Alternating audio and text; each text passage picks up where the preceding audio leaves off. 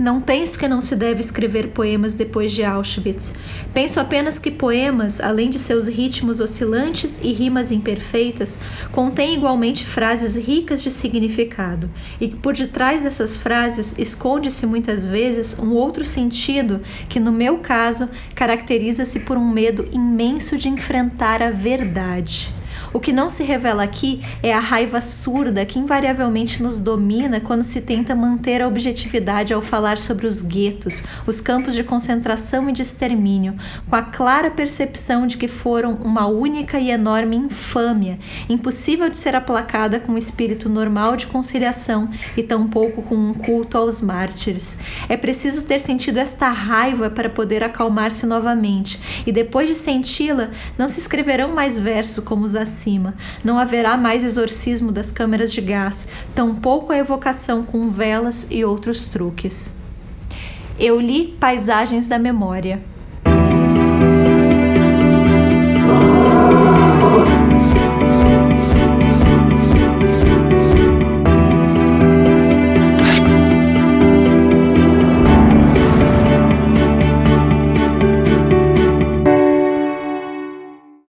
O livro Paisagens da Memória foi escrito pela austríaca Ruth Kluger e publicado nos Estados Unidos em 1992.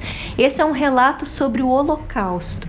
Em 1942, a Ruth, que na época tinha 11 anos de idade, foi presa e deportada para campos de concentração.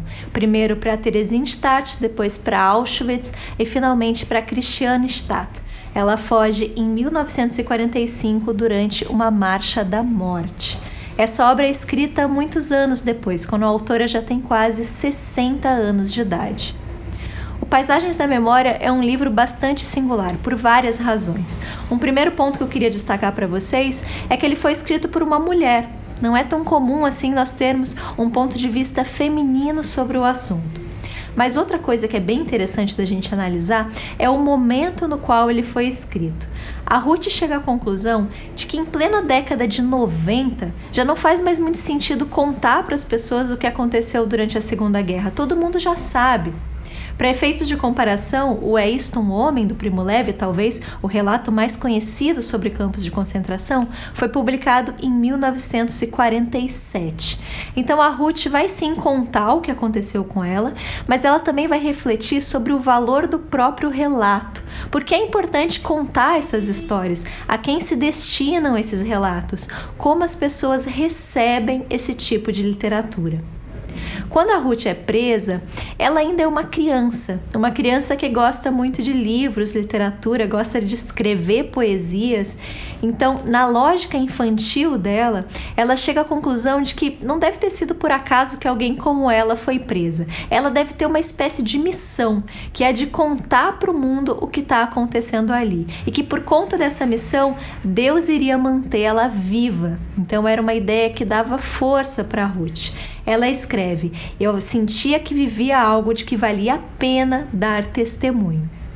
Mas a Ruth fica muito surpresa quando a guerra finalmente acaba e ela percebe que as pessoas, na verdade, não estão tão interessadas assim no que ela tem a dizer. A presença da Ruth perturba, incomoda, chegam a sugerir para ela várias vezes que ela use mangas compridas para esconder a tatuagem dos campos de concentração.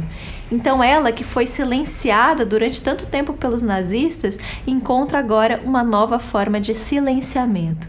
Mas é importante contar essas histórias porque nós precisamos ter o ponto de vista dos excluídos, um contraponto ao relato oficial. Existem várias reflexões nessa obra que são muito interessantes. Por exemplo, o processo de culpabilização das vítimas, essa ideia de que os judeus em alguma parte foram responsáveis por tudo o que aconteceu, a culpa dos sobreviventes, que precisam lidar com o fato de terem sobrevivido enquanto mais de 6 milhões de pessoas foram assassinadas.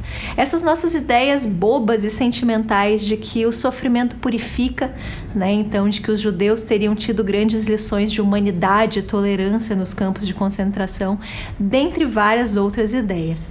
Para mim, a imagem mais marcante durante a leitura foi a de uma professora em Auschwitz. A Ruth vai contar sobre essa professora que estava em Auschwitz e ela estava diante das chaminés, né, vendo a fumaça, vendo toda aquela fumaça preta, e as pessoas estavam contando para ela o que era aquela fumaça, né, sobre as pessoas que estavam sendo incineradas. E mesmo ali, diante das chaminés de Auschwitz, ela não acredita que aquilo está acontecendo. Ela fala, imagina, isso jamais aconteceria. Nós estamos no centro da Europa, no coração do mundo civilizado, isso jamais aconteceria aqui.